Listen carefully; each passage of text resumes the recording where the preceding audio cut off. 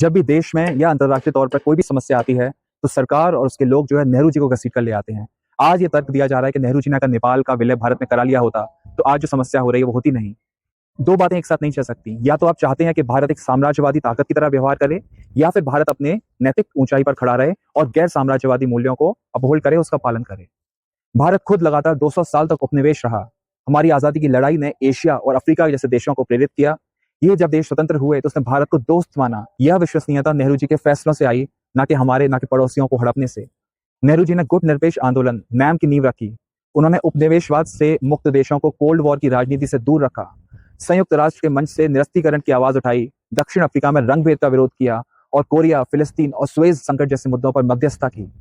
1971 को ही याद कर लीजिए, जब भारतीय सेना ने पाकिस्तान को हराकर ढाका में प्रवेश किया।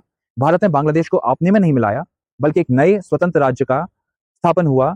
यही है भारत की परंपरा, सत्ता में रहते हुए भी संप्रभुता का सम्मान करना। आज जब प्रधानमंत्री साउथ साउथ सॉलिडारिटी यानी कि दक्षिण के देशों की एकजुटता की बात करते हैं तो वे उसी नींव पर खड़े हैं जो नेहरू जी ने रखी थी। और अगर मौका खोने की बात और राजनीति हो ही रही है तो ऑपरेशन सिंदूर की बात कर लेते हैं।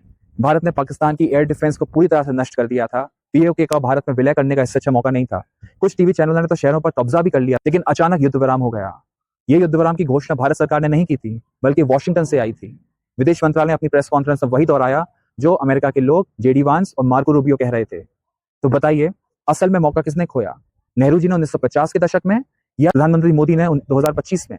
तो मेरी आप सभी से दरख्वास्त है कि इतिहास को तोड़ मरोड़ कर आज की आपकी अपनी नाकामियों को मत छिपाइए। नेपाल के मामले में नेहरू जी मानते थे कि दोस्ती न कि विलय दोनों देशों के हित में है। इसलिए 1950 की भारत नेपाल शांति और मैत्री संधि हुई। भारत की असली ताकत हमेशा यही रही है कि वो दूसरों की संप्रभुता का सम्मान करे, ना कि उसे कमजोर करे। और हमें इस पर गर्व है। धन्यवाद।